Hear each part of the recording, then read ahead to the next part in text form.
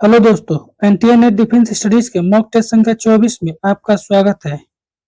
इसी के साथ आज का मॉक टेस्ट शुरू करते हैं। प्रश्न संख्या 1, अंतर्राष्ट्रीय कानून अपने संप्रयोग में है।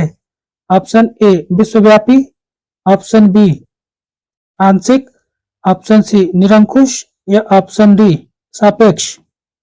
अंतर्राष्ट्रीय कानून अपने संप्रयोग में है, ये किससे संबंधित है? तो यह संबंधित है आपका ऑप्शन ए से,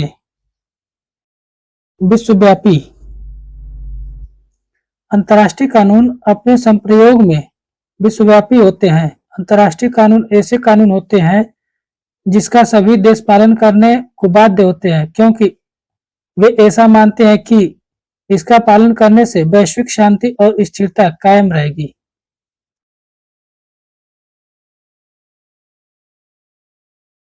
क्वेश्चन नंबर 2, शांति के लिए एकता का प्रस्ताव निम्नलिखित में से किसने दिया? Option A NAM, option B NATO, option C UN या option D Commonwealth of nation. शांति के लिए एकता का प्रस्ताव निम्नलिखित में से किसने किया? तो इसका सही आंसर हो जाएगा आपका ऑप्शन सी यूएन। विश्व शांति की स्थापना के क्षेत्र में महासभा को उपयोगी बनाने का महत्वपूर्ण प्रयास 3 नवंबर 1950 को किया गया, जिस दिन शांति के लिए एकता का प्रस्ताव स्वीकार किया गया था। यानी 3 नवंबर 1950 को शांति के लिए एकता का प्रस्ताव को स्वीकार किया गया था। कब? 3 नवंबर 1950 को शांति के लिए एकता का प्रस्ताव स्वीकार किया गया था यूएन महासभा द्वारा।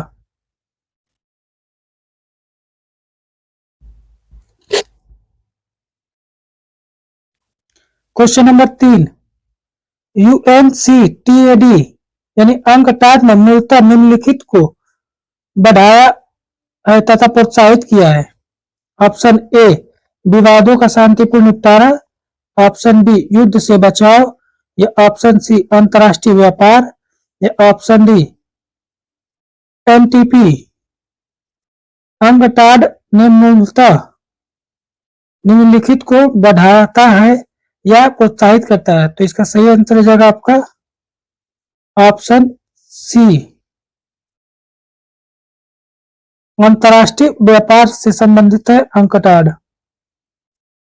अंकटाड ने मूलतः अंतर्राष्ट्रीय व्यापार को बढ़ाया है या प्रोत्साहित किया है।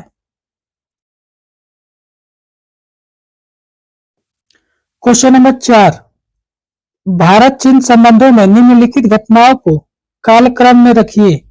ऑप्शन ए दलाई लामा का भारत में प्रवेश, ऑप्शन बी भारत द्वारा पीपुल्स रिपब्लिक ऑफ चाइना को मान्यता देना या ऑप्शन सी पंचशील समझौता या ऑप्शन डी गलवान नदी घाटी विवाद।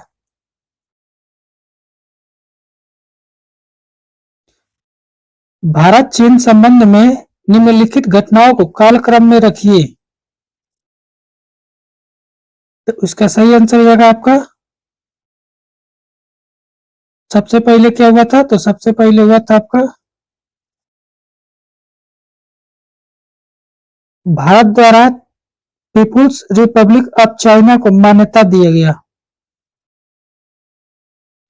फिर उसके बाद क्या हुआ? पंचशील समझौता हुआ। फिर दलाई लामा का प्रवेश हुआ भारत में और उसके बाद गलवान नदी घाटी हुआ। तो बी सी ए डी किसमें? तो यह ऑप्शन 2 में है।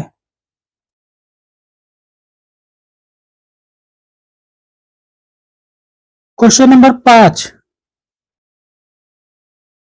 एनपीटी व सीटीबीटी के संबंध में निम्न वाक्यों में से कौन सा वाक्य सत्य है? ऑप्शन ए, भारत ने एनपीटी हस्ताक्षर की परंतु अनुमोदन नहीं की, यह बात गलत है। ऑप्शन बी, भारत ने सीटीबीटी हस्ताक्षर की, गलत, यह भी गलत है। ऑप्शन सी, भारत ने एनपीटी हस्ताक्षर की, यह भी गलत है। भारत ने न ही एनपीटी व सीटीबीटी हस्ताक्षर की और न ही अनुमोदन किया, यह कथन सही है। तो क्या पूछ रहा क्वेश्चन, पूछ रहा कौन सा वाक्य सत्य है, तो यह वाक्य ऑप्शन डी यह सत्य वाक्य है, इसलिए 5 का डी आंसर सही हो जाएगा। भारत शुरू से ही एनपीटी एवं सीटीबीटी को भेदभावकारी संधि मानता रहा है। इसी कारण भारत ने न ही एनपीटी व सीटीबीटी पर हस्ताक्षर किया और न ही अनुमोदन किया।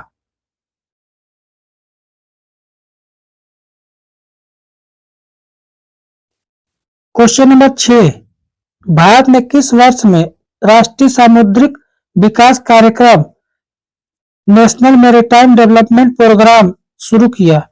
ऑप्शन ए 2007, ऑप्शन बी 1971, या ऑप्शन सी 1982, या option D 2014।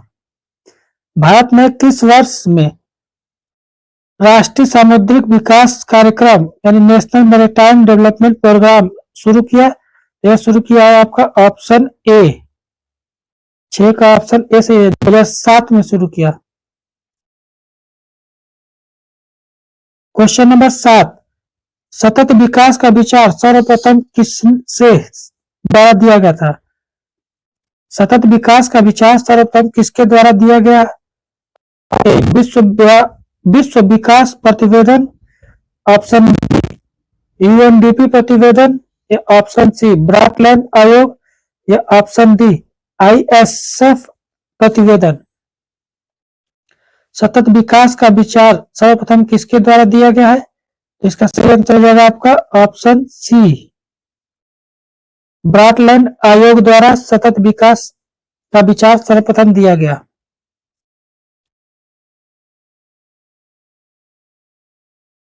Question number 8, G4 राष्ट्रों का प्रमुख उद्देश्य है? ऑप्शन ए, आर्थिक और सांस्कृतिक सहयोग के लिए, ऑप्शन बी, आतंकवाद और मादक द्रव्य धारित आतंकवाद से निपटने के लिए और प्रतिरक्षात्मक उपाय करने के लिए, ऑप्शन सी, चीन और अमेरिका के बढ़ते प्रभाव का जवाब देने के लिए, ऑप्शन डी, यूएन में स्थायी सदस्य के रूप में प्रवेश पाने के लिए। तो इसका सही आंसर हो जाएगा आपका G4 राष्ट्रों का प्रमुख उद्देश्य क्या है? प्रमुख उद्देश्य है आपका यूएन में स्थायी सदस्य के रूप में प्रवेश पाना, ऑप्शन डी सही हो जाएगा, 8 का ऑप्शन डी। G4 में कौन कौन से देश है? तो G4 में देश है आपके, G4 में कौन कौन से देश G4 में है आपके? ब्राजील, जर्मनी, भारत और जापान। यह एक समूह है जो यूएनएससी में स्थायी सदस्य बनने के इच्छुक है। इसकी स्थापना 2005 में की गई थी। यह देश 21वीं शताब्दी की समकालीन जरूरतों के लिए यूएन की स्वीकार्यता हेतु सुरक्षा परिषद में सुधार की आवश्यकता पर जोर दे रहे हैं, पर इसकी सदस्यता के प्रयास का विरोध करने वाले देशों को काफी क्लब या यूएफसी कहते हैं। काफी क्लब में इटली, पाकिस्तान, मेक्सिको, मिस्र, स्पेन, अर्जेंटीना और दक्षिण कोरिया जैसे 13 देश सक्रिय रूप से शामिल हैं। इसमें काफी देश में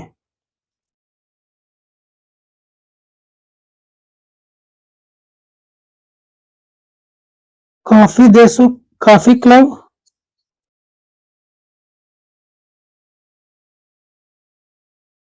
काफी क्लब जो भारत के यूएनएससी में सदस्यता पाने हेतु विरोध करते हैं, उन्हें काफी क्लब कहा जाता है।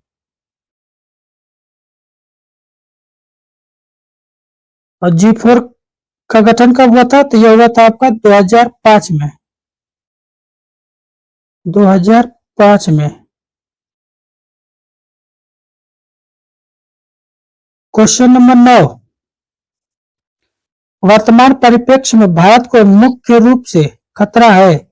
ऑप्शन ए छोटे शस्त्र व्यापार से, ऑप्शन बी जाति समीकरण से, ऑप्शन डी सीमा पार व्यापार से, या ऑप्शन डी वामपंथी उग्रवाद, जाति पृथकतावाद एवं धार्मिक उग्रवाद।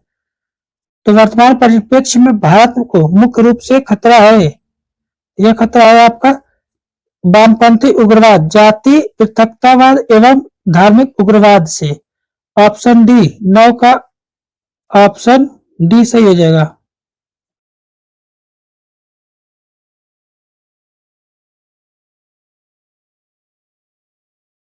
क्वेश्चन नंबर 10, भारत की सुरक्षा हिंद महासागर की सुरक्षा पर निर्भर है, यह कथन किसका है?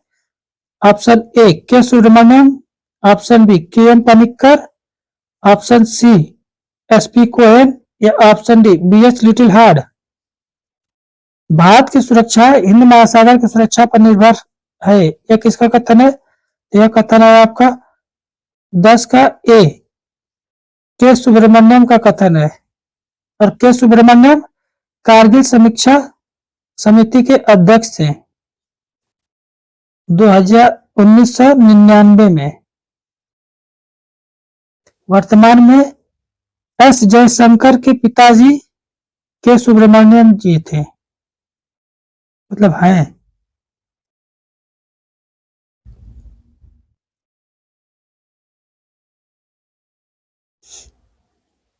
क्वेश्चन नंबर 11, किसने युद्ध के संघर्ष की अवधारणा को प्रतिवेदन किया था? Option A Liddell Hart, option B Morgenthau, या ऑप्शन सी क्लाउज़विट्ज़, या ऑप्शन डी जेमिनी। किसने युद्ध के संघर्ष की अवधारणा को प्रतिवेदन किया था? इसका सही आंसर हो जाएगा आपका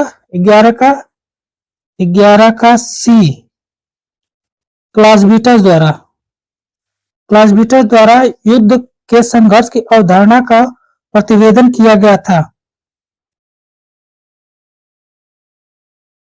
क्वेश्चन नंबर 12, रासायनिक युद्ध का एजेंट या साधन नहीं है। Option A tabun, option B sarin, या ऑप्शन सी क्यू फीवर, या ऑप्शन डी क्लोरोपिक्रोन। रासायनिक युद्ध का एजेंट या साधन नहीं है, यह है आपका ऑप्शन सी क्यू फीवर। रासायनिक युद्ध का अर्थ है किसी युद्ध में रासायनिक पदार्थ के विषैले गुणों का उपयोग करके जन धन की हानि पहुंचाना।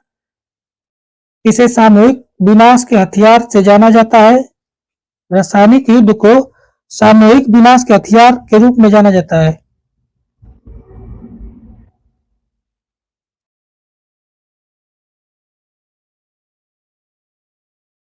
सामूहिक विनाश के हथियार के रूप में जाना जाता है।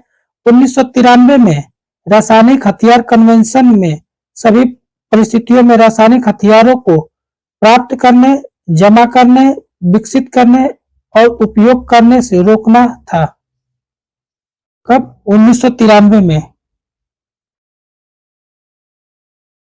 1993 में रासायनिक हथियार कन्वेंशन हुआ। क्या कौन सा?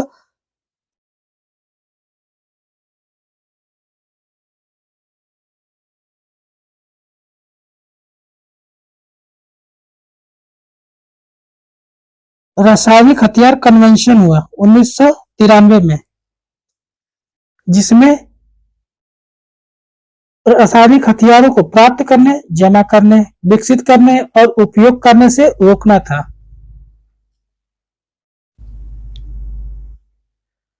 क्वेश्चन नंबर 13, अंतरराष्ट्रीय राजनीति में संप्रेषण सिद्धांत का अत्यधिक प्रसिद्ध घटक है। Option A Joseph Franklin, option B Richard Rosecrance, या ऑप्शन सी जोसेफ नाई, या ऑप्शन डी कार्ल डायच। अंतरराष्ट्रीय राजनीति में संप्रेषण सिद्धांत का अत्यधिक प्रसिद्ध घटक है। इसका सही आंसर हो जाएगा आपका 13 का D Karl Deutsche.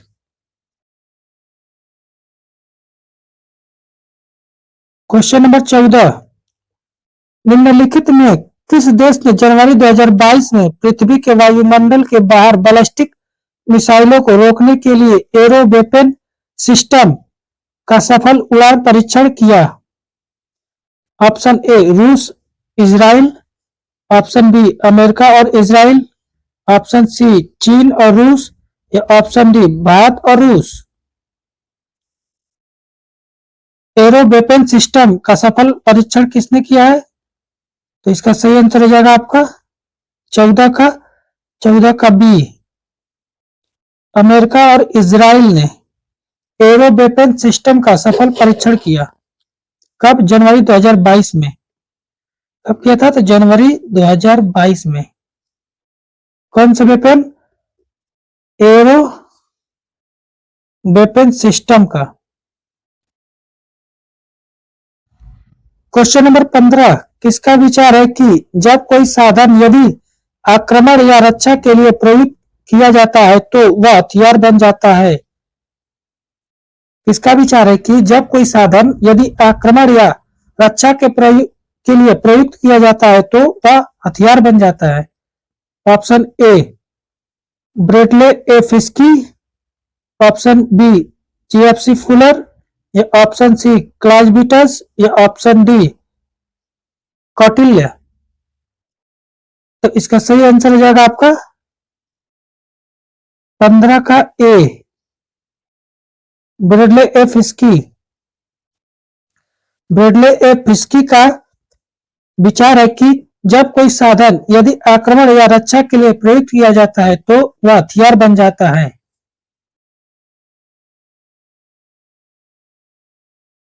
Question number 16, युद्ध का देवता द गॉड ऑफ वॉर किसे कहा जाता है? Option A Hitler, option B Germany, या ऑप्शन सी नेपोलियन, या ऑप्शन डी लेनिन। युद्ध का देवता या द गॉड ऑफ वॉर किसे कहा जाता है? तो यह कहा जाता है आपका नेपोलियन को। ऑप्शन सी 16 का ऑप्शन सी सही हो जाएगा। क्वेश्चन नंबर 17, निम्नलिखित में से कौन सा आईएमएफ के संरचनात्मक समायोजन कार्यक्रम का लक्ष्य नहीं है? ऑप्शन ए अर्थव्यवस्था का पुनर्गठन और विविध उत्पादन आधार, ऑप्शन बी भुगतान शेष की प्राप्ति, ऑप्शन सी मुद्रास्फीति की समृद्धि के लिए आधार तैयार करना, या ऑप्शन डी सरकारी क्षेत्र की दक्षता में सुधार करना। आईएमएफ के संरचनात्मक समायोजन कार्यक्रम का लक्ष्य नहीं है। तो 17 का देख लेते हैं। तो 17 का सी सही हो जाएगा। अब 17 का सी, मुद्रा स्फीति की समृद्धि के लिए आधार तैयार करना।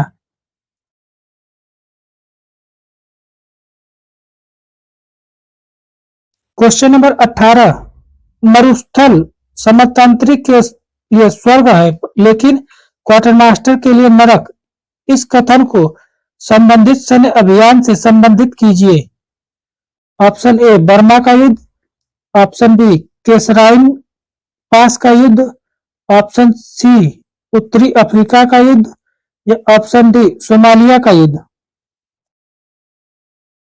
मरुस्थल समतंत्री के लिए स्वर्ग है लेकिन क्वार्टर मास्टर के लिए नर्क, यह किस युद्ध से संबंधित है? तो यह संबंधित है आपका ऑप्शन सी 18 का उत्तरी अफ्रीका का युद्ध से।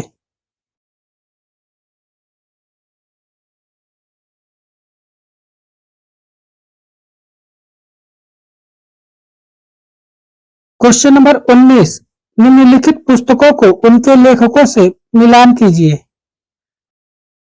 Himalayan blunder, India China war, discovery of India, और इंडिया इमर्जिंग पावर। तो डिस्कवरी ऑफ इंडिया किसकी है? यह है आपका जेएल नेहरू, जवाहरलाल नेहरू का। हिमालयन बलंडर किसका है? यह है आपका जेपी दलवी।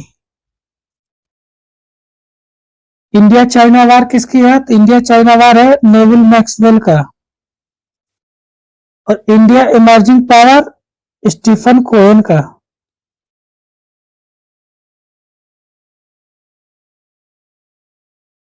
स्टीफन कोहेन का India emerging power, Himalayan blunder, J P Dalvi, discovery of India, Jawaharlal Nehru और India China war, Neville Maxwell.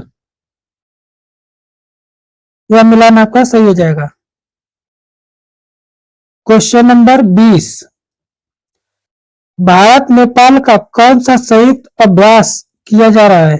Option A मित्र शक्ति, option B Surya Kiran, option C Kazind या option D Austria Hind. Bharat और नेपाल का कौन सा संयुक्त अभ्यास किया जा रहा है? तो इसका सही आंसर हो जाएगा आपका 20 का B, Surya Kiran.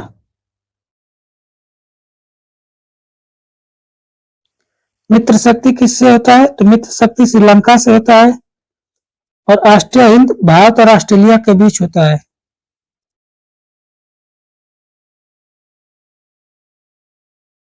Question number 21, हाल ही में किसने भारत में अपने राजनयिक मिशन को स्थायी रूप से बंद करने की घोषणा की है? Option A Afghanistan, option B Pakistan, option C Canada या ऑप्शन डी फिलिस्तीन।